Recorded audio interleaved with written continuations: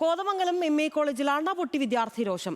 ജീവനൊടുക്കിയ എഞ്ചിനീയറിംഗ് വിദ്യാർത്ഥി മിച്ചി മാർപ്പുവിനെ നീതി ലഭിക്കുന്നില്ലെന്നാണ് വിദ്യാർത്ഥികളുടെ ആരോപണം. മിച്ചി മാർപ്പുവിന്റെ കുടുംബത്തിന് നഷ്ടപരിഹാരം നൽകണമെന്ന് വിദ്യാർത്ഥികൾ അന്വേഷണം നടക്കുമ്പോൾ പ്രിൻസിപ്പലിനെയും ഡീനിനെയും മാറ്റി നിർത്തണമെന്നും ആവശ്യമുണ്ട്. അതേസമയം സമരം തുടരുന്നതിനിടെ വിദ്യാർത്ഥികളുടെ ഇടയിലേക്ക് പ്രിൻസിപ്പൽ വാഹനം ഓടിച്ചു കയറ്റി. ഇയർ ഔട്ട് അടക്കമുള്ള വിവാദ നിർദ്ദേശങ്ങൾ പിൻവലിച്ചെങ്കിലും കോളേജിന്റെ ഉത്തരവിൽ ഉറപ്പില്ലെന്നാണ് കുട്ടികൾ പറയുന്നത്.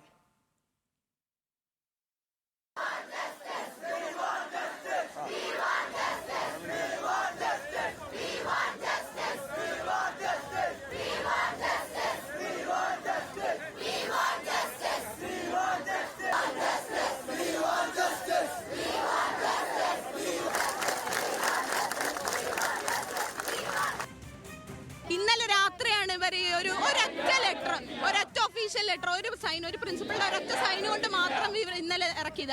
ഒറ്റ രാത്രി കൊണ്ട് അവർ ഈ തീരുമാനം എടുത്ത്. ഇന്നലെ 1.5 മാസമായിട്ട് ഇതിന് പിന്നാലെ നടക്കുന്നതാണ്. 1.5 മാസമായിട്ട് നടക്കാത്തത്. കഴിഞ്ഞ വെള്ളിയാഴ്ച വരെ അവൻ നോക്കി. വെള്ളിയാഴ്ചയായിട്ട് ഇവരുടെ ഭാഗത്തുനിന്ന് ഒന്നും ഇല്ലാത്തത് കൊണ്ടാണ് ആ നിമിഷം അവന്റെ ഹോപ്പ് എല്ലാം നഷ്ടപ്പെട്ടുകൊണ്ടാണ് അവൻ ഇന്ന് ഇവിടെ നമ്മുടെ കൂടെ ഇല്ലാത്തത്. അവർക്ക് ഈ 1.5 മാസമായിട്ട് നടക്കാത്ത ഈ 2 മണിക്കൂറിൽ നടത്തെങ്കിൽ അവൻ നേരത്തെ ഇവരിത് എടുത്തായിരുന്നെങ്കിൽ ഇവരുടെ ഭാഗത്തുനിന്നുള്ള പിഴ കൊണ്ടാണ്. അതുകൊണ്ട് അവരും വിവരങ്ങളുമായി സഹിൻ ആന്റണിയാണ് ചേരുന്നത്. സഹിൻ, ഇപ്പോൾ വിദ്യാർത്ഥികളുടെ ആവശ്യമെന്ന് പറയുന്നത് മിച്ചി മാർപ്പുവിന്റെ മരണത്തിൽ അക്കൗണ്ടബിലിറ്റി മാനേജ്മെന്റ് എടുക്കുക, കൃത്യമായ നഷ്ടപരിഹാരം വിദ്യാർത്ഥിയുടെ കുടുംബത്തിന് ലഭ്യമാക്കുക എന്നുള്ളതാണ്. ഈ സമയത്തും ഈ മഴയത്തും പെരുമഴയത്തും വിദ്യാർത്ഥികൾ എല്ലാവരും അവിടെ നിലവിൽ സമരത്തിലാണ്. തീർച്ചയായിട്ടും ന്യായമായ ഒരു ആവശ്യമാണ് വിദ്യാർത്ഥികൾ മുന്നോട്ട് വയ്ക്കുന്നത്. തങ്ങളുടെ കൂട്ടത്തിലെ ഒരു വിദ്യാർത്ഥി മരണപ്പെട്ടിട്ട് മണിക്കൂറുകൾ പിന്നിട്ടിരിക്കുന്നു. പക്ഷേ അതിൻ്റെ ഉത്തരവാദിത്തം ഏറ്റെടുക്കാൻ ഇതുവരെ മാനേജ്മെന്റ് തയ്യാറായിട്ടില്ല എന്നുള്ളത് മാത്രമല്ല, എടുത്തു പറയേണ്ട മറ്റൊരു കാര്യം, ഇവിടുത്തെ പ്രിൻസിപ്പാൾ ചെയ്ത ഈ വിദ്യാർത്ഥികൾ എത്രയധികം പ്രകോപിപ്പിക്കാൻ കഴിയുമോ അത്രയധികം അദ്ദേഹം പ്രകോപിപ്പിച്ച് കഴിഞ്ഞിരിക്കുന്നു. കാരണം ഒരു വിദ്യാർത്ഥി സമരം നടക്കുന്നു, അതിന് അകത്തേക്ക് പ്രിൻസിപ്പാൾ കാർ ഓടിച്ച് കയറ്റുകയാണ്.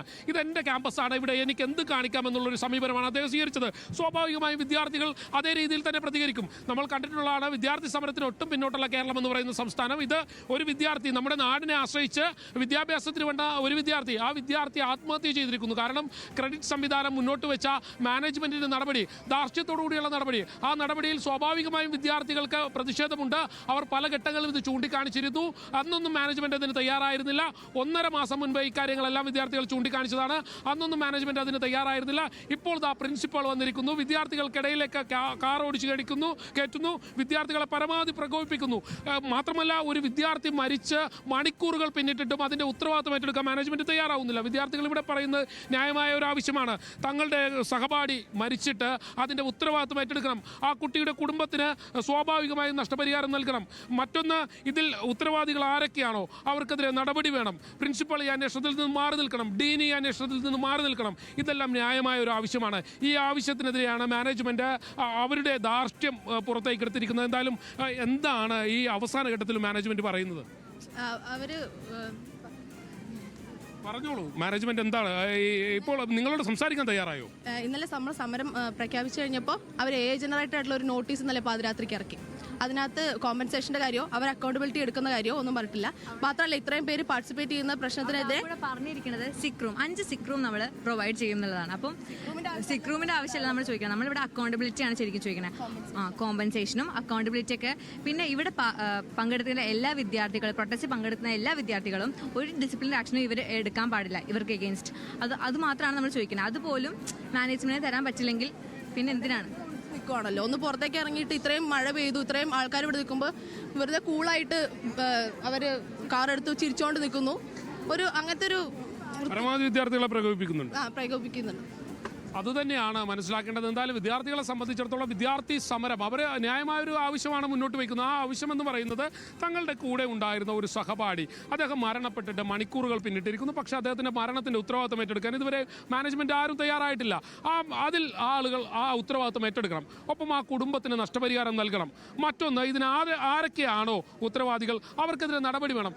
മറ്റൊന്ന്, ഈ ഇവിടെ മാനേജ്മെന്റ് ചെയ്തുകൊണ്ടിരിക്കുന്ന മറ്റൊരു കാര്യമെന്ന് പറയുന്നത് ഇതിന് മുകളിലിട്ട് ഡ്രോൺ ഇങ്ങനെ പറപ്പിച്ചുകൊണ്ടിരിക്കുകയാണ് ഓരോ വിദ്യാർത്ഥികളിലും. ഈ സമരത്തിൽ പങ്കെടുക്കുന്ന മുഴുവൻ വിദ്യാർത്ഥികൾക്കെതിരെയും പ്രതികാര നടപടികൾ ഭാവിയിലേക്ക് എടുക്കുക, അവരുടെ ഭാവി നശിപ്പിക്കുക. ഇത് നമ്മൾ കേരളത്തിൽ കാണുന്നതാണ്. പല മാനേജ്മെന്റുകളും സ്വീകരിക്കുന്ന ഒരു സമീപനം. അതാണ് പറഞ്ഞത്. ഈ വിഷയത്തിൽ മാനേജ്മെന്റിന്റെ ഒരു നിലപാടാണ് ഏറ്റവും കഷ്ടം എന്ന് പറയാനുള്ളത്. കാരണം എന്തെന്നാൽ വിദ്യാർത്ഥികൾ ഇപ്പോൾ പ്രക്ഷോഭത്തിനൊക്കെ മാനസികമായി ഒരുപാട് മുന്നോട്ട് പോയവരാണ്. ഇതിനെ എങ്ങനെ നേരിടണമെന്ന് മാനേജ്മെന്റിനൊരു തിരിച്ചറിവില്ല. വിദ്യാർത്ഥികളെ കൂടുതൽ പ്രകോപിപ്പിച്ചാൽ അവർ വിഷയം വഷളാവും എന്നുള്ളത് മാത്രമേ അവിടെ കാണാനാവുകയുള്ളൂ.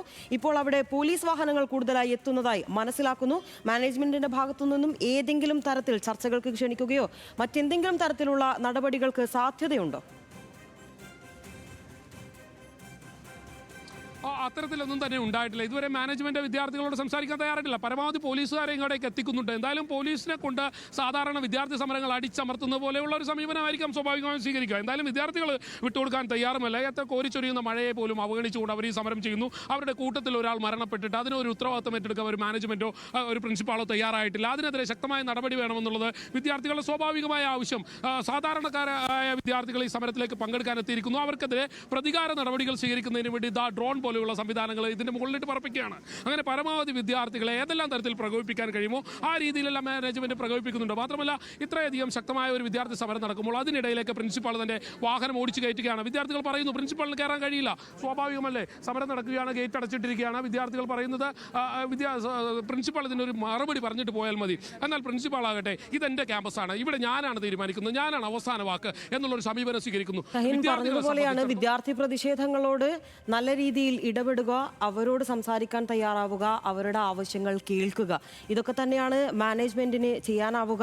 അല്ലാത്ത വിദ്യാർത്ഥി പ്രക്ഷോഭങ്ങളൊക്കെ എങ്ങോട്ടാണ് പോയത് എന്നുള്ള മാതൃകകളൊക്കെ നമ്മുടെ മുന്നിലുള്ളൊരു സമയം കൂടിയാണ്.